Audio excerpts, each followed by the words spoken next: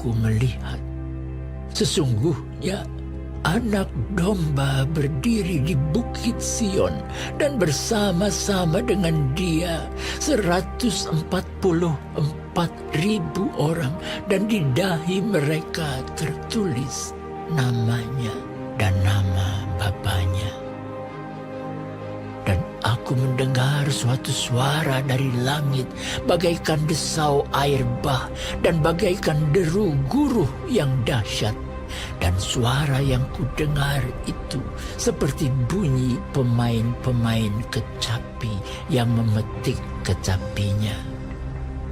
Mereka menyanyikan suatu nyanyian baru di hadapan takhta dan di depan keempat makhluk dan tua-tua itu, dan tidak seorang pun yang dapat mempelajari nyanyian itu selain daripada 144.000 orang yang telah ditebus dari bumi itu. Mereka adalah orang-orang yang tidak mencemarkan dirinya dengan perempuan-perempuan, karena mereka murni sama seperti perawan. Mereka adalah orang-orang yang mengikuti Anak Domba itu kemana saja ia pergi. Mereka ditebus dari antara manusia sebagai korban-korban sulung bagi Allah dan bagi Anak Domba itu. Dan di dalam mulut mereka tidak terdapat dusta. Mereka tidak bercela. Dan aku melihat seorang malaikat lain terbang di tengah-tengah langit, dan padanya ada Injil yang kekal untuk diberitakannya kepada mereka yang diam di atas bumi, dan kepada semua bangsa dan suku dan bahasa dan kaum. Dan ia berseru dengan suara nyaring, "Takutlah akan Allah dan muliakanlah Dia, karena telah tiba saat penghakimannya. Dan sembahlah Dia yang telah menjadikan langit dan bumi dan laut dan semua mata air." Dan seorang malaikat lain, malaikat kedua, menyusul dia dan berkata, Sudah rubuh Babel, kota besar itu, yang telah memabukkan segala bangsa dengan anggur hawa nafsu cabulnya. Dan seorang malaikat lain, malaikat ketiga, menyusul mereka dan berkata dengan suara nyaring, "Jikalau seorang menyembah binatang dan patungnya itu, dan menerima tanda pada dahinya atau pada tangannya, maka ia akan minum dari anggur murka Allah, yang disediakan tanpa campuran dalam cawan murkanya. Dan ia akan disiksa dengan api dan belerang di depan mata malaikat-malaikat kudus dan di depan mata Anak Domba. Maka asap api yang menyiksa mereka itu naik ke atas sampai selama-lamanya. Dan siang malam mereka tidak henti-hentinya disiksa, yaitu mereka yang menyembah binatang serta patungnya itu, dan barang siapa yang telah menerima tanda namanya." Yang penting di sini ialah ketekunan orang-orang kudus yang menuruti perintah Allah dan iman kepada Yesus. Dan aku mendengar suara dari sorga berkata, Tuliskan, berbahagialah orang-orang mati yang mati dalam Tuhan sejak sekarang ini. Sungguh, kata Roh, supaya mereka boleh beristirahat dari jerih lelah mereka, karena segala perbuatan mereka menyertai mereka. dan aku melihat sesungguhnya ada suatu awan putih, dan di atas awan itu duduk seorang seperti anak manusia dengan sebuah mahkota emas di atas kepalanya dan sebilah sabit tajam di tangannya. Maka keluarlah seorang malaikat lain dari bait suci. Dan ia berseru dengan suara nyaring kepada dia yang duduk di atas awan itu. Ayunkanlah sabitmu itu dan tuailah, karena sudah tiba saatnya untuk menuai, sebab tuaian di bumi sudah masak. Dan ia yang duduk di atas awan itu mengayunkan sabitnya ke atas bumi, dan bumi pun dituailah. Dan seorang malaikat lain keluar dari bait suci yang di sorga. Juga padanya ada sebilah sabit tajam. Dan seorang malaikat lain datang dari Mesbah. Ia berkuasa atas api, dan ia berseru dengan suara nyaring kepada malaikat yang memegang sabit tajam itu. Katanya, ayunkanlah sabitmu yang tajam itu, dan potonglah buah-buah pohon anggur di bumi, karena buahnya sudah masak. lalu malaikat itu mengayunkan sabitnya ke atas bumi dan memotong buah pohon anggur di bumi dan melemparkannya ke dalam bilangan besar, yaitu murka Allah.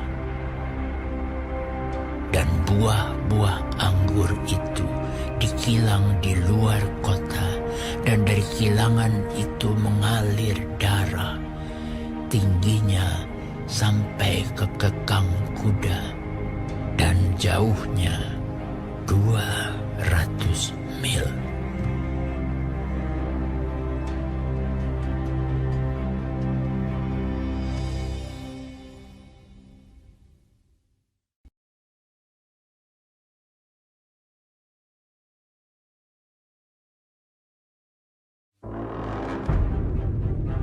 Dan aku melihat suatu tanda lain di langit, besar dan ajaib, 7 malaikat dengan 7 malapetaka terakhir.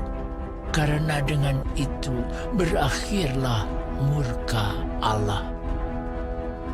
Dan aku melihat sesuatu bagaikan lautan kaca bercampur api. Dan di tepi lautan kaca itu berdiri orang-orang yang telah mengalahkan binatang itu dan patungnya dan bilangan namanya. Pada mereka ada kecapi Allah. Dan mereka menyanyikan nyanyian Musa, hamba Allah, dan nyanyian anak domba, bunyinya,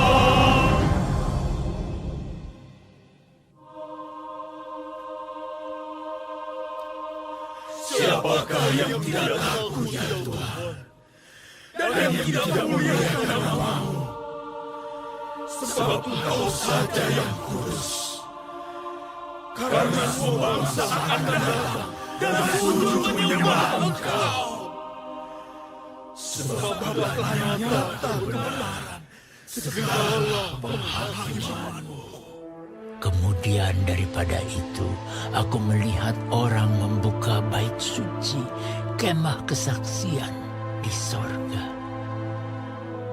Dan ke-7 malaikat dengan ke-7 malapetaka itu keluar dari bait suci, berpakaian lenan yang putih bersih dan berkilau-kilauan, dan dadanya berlilitkan ikat pinggang dari emas. Dan satu dari keempat makhluk itu memberikan kepada ketujuh malaikat itu 7 cawan dari emas yang penuh berisi murka Allah, yaitu Allah yang hidup sampai selama-lamanya. Dan bait suci itu dipenuhi asap karena kemuliaan Allah dan karena kuasanya, dan seorang pun tidak dapat memasuki bait suci itu sebelum berakhir ketujuh malapetaka dari ketujuh malaikat itu.